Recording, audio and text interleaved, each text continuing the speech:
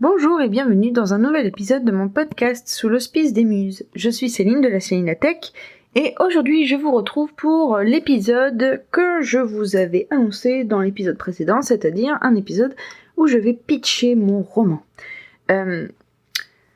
L'exercice du pitch est un peu compliqué pour moi parce que j'ai envie de garder du mystère un petit peu autour de mon roman, j'ai pas envie de tout vous raconter, mais en même temps, j'ai envie de vous le présenter, donc il va falloir que je sois capable de faire la différence entre un résumé exhaustif et un résumé qui va donner envie de lire mon roman par la suite.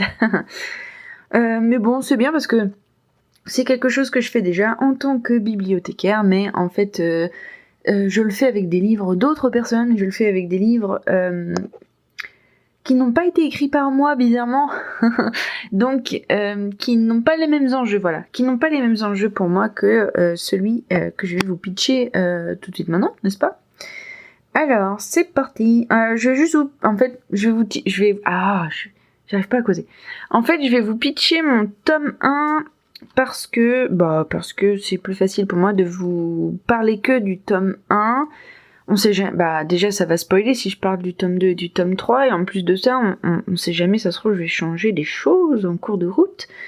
Donc voilà, je me garde une marge de sécurité.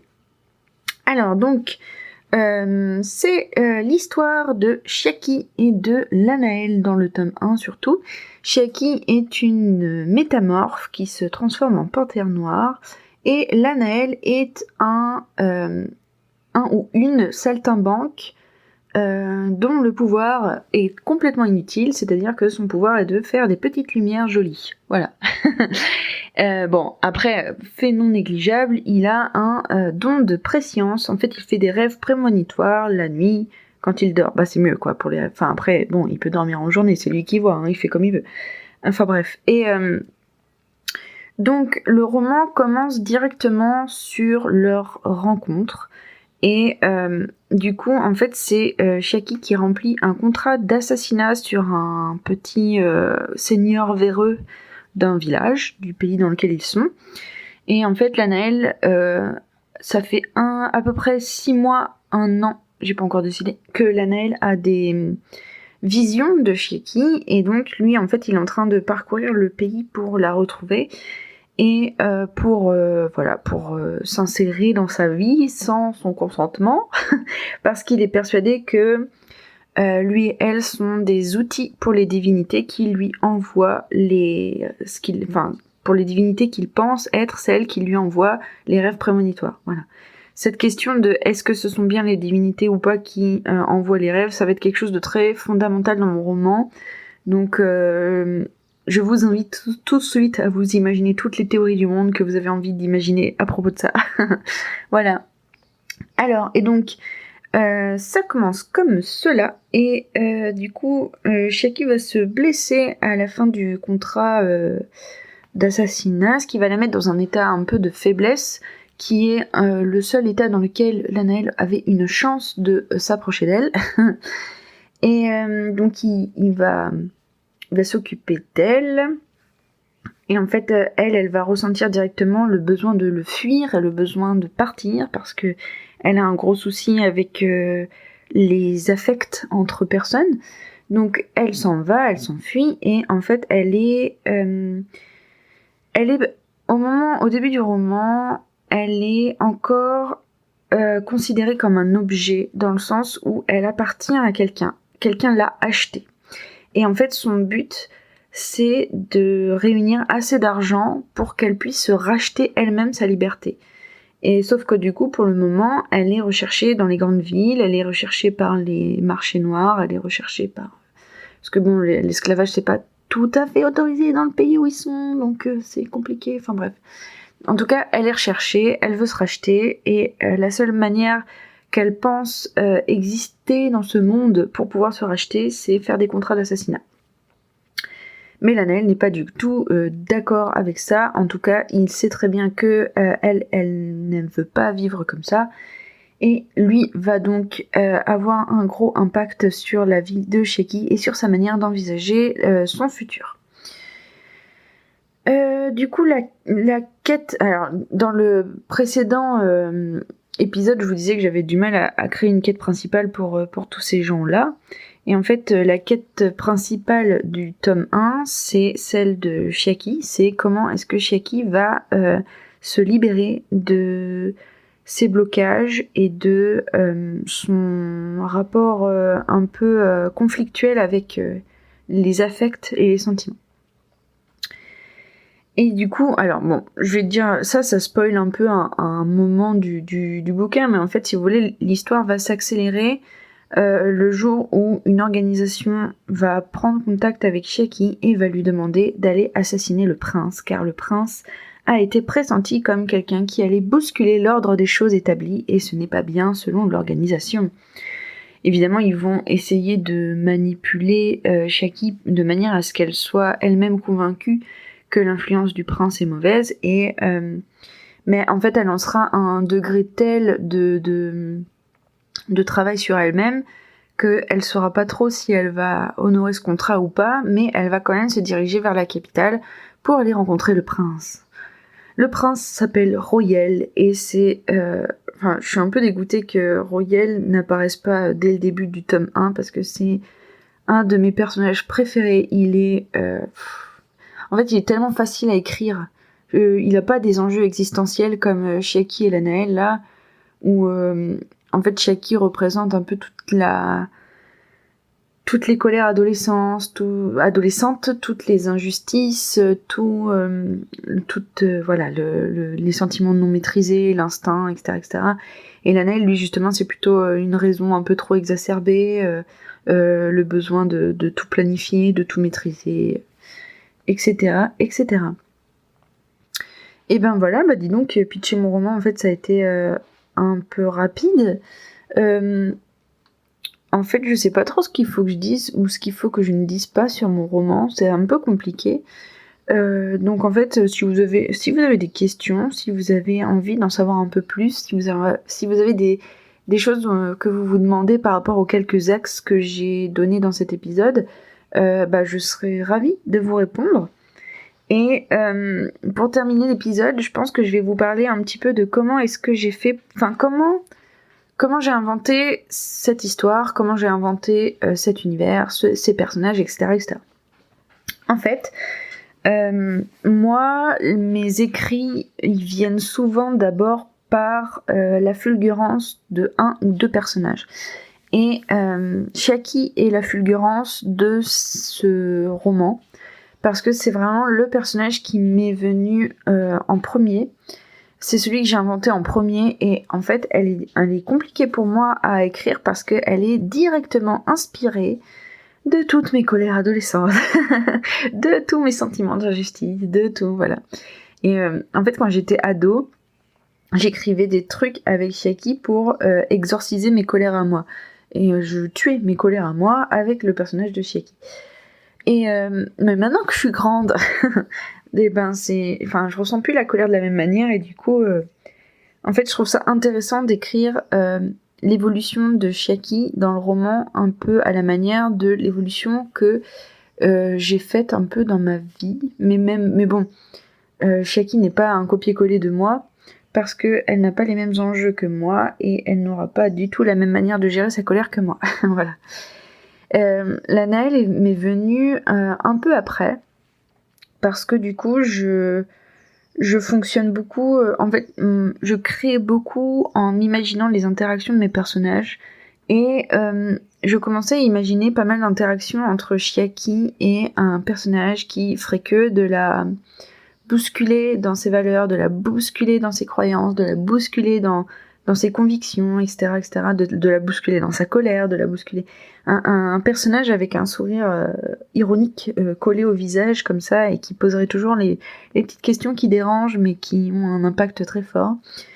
Et donc c'est comme ça que petit à petit j'ai inventé Lanaël. Et je voulais aussi un personnage qui soit très énigmatique, mais ça je vous en ai parlé dans un épisode. Je voulais un personnage qui soit très énigmatique, très difficile à appréhender par le commun des mortels, et du coup c'est pour ça que en fait Lanaël c'est l'archétype de la jeune fille dans les mangas shonen, parce que Vous savez, c'est la jeune fille qui a un super potentiel dans les mangas, mais que l'auteur ne va jamais développer. Et du coup, qui crée énormément de mystères autour d'elle, et de questions qui ne sont jamais résolues. Mais du coup, comme c'est la fille, on va pas le faire. Je pense à tous ces personnages comme Sakura dans Naruto, ou Sakura dans Tsubasa Chronicle. D'ailleurs, le pouvoir de prémonition de Lanaël est inspiré plutôt de Sakura de Tsubasa Chronicle. Le fait qu'il fasse des petites lumières complètement inoffensives, mais pour lesquelles on aurait vu plein de potentiel, de pouvoir fort et tout, mais c'est pareil, c'est tiré de toutes ces filles qui... Lucie de Fairy Tail, oh là là là là, mais la déception, mes amis. Bref, voilà, tous ces personnages féminins dont moi j'étais ultra fan, mais qui n'ont jamais eu le développement que j'ai fantasmé. Et du coup, Lanaël sera cette femme. En fait, c'est un homme qui préfère être vu comme une femme et qui, du coup, tire énormément parti de ce côté androgyne parce que, du coup, il est saltimbanque, il est bouffon du roi. Enfin, c'est un peu l'archétype du personnage du bouffon du roi, mais en beaucoup plus féminin. Parce que lui, c'est plutôt genre, il joue de la harpe, il joue de la flûte, il fait des petites lumières jolies quand il chante, voilà. tout ça, et du coup, avec son pouvoir de prémonition, on pourrait s'imaginer que du coup, il va être, oh là là, il va être trop fort, il va déclencher des pouvoirs de ouf et tout, parce que lui, il a un lien avec les divins et tout. Et peut-être, ou peut-être pas, voilà. Et du coup, oh là là, ce personnage de Lanaël, en fait, à partir du moment où il y a ce duo Chiaki-Lanaël qui m'est apparu, c'était hors de question que je ne les écrive pas un jour. Et du coup, j'ai développé l'univers autour d'eux. Et en fait, ce qui m'a motivée dans la manière de créer l'univers autour d'eux, il fallait que leurs pouvoirs soient originaux mais pas exceptionnels. Il fallait pour moi, de moi à moi, je voulais qu'il y ait une ambiance un peu Princesse Mononoke dans le pays, dans le pays du tome 1 en fait. Je voulais qu'il y ait... je voulais regrouper... Voilà, je sais, j'ai la phrase ultime. Je voulais faire un mélange entre un film Ghibli et un bouquin d'Heroic Fantasy. Voilà.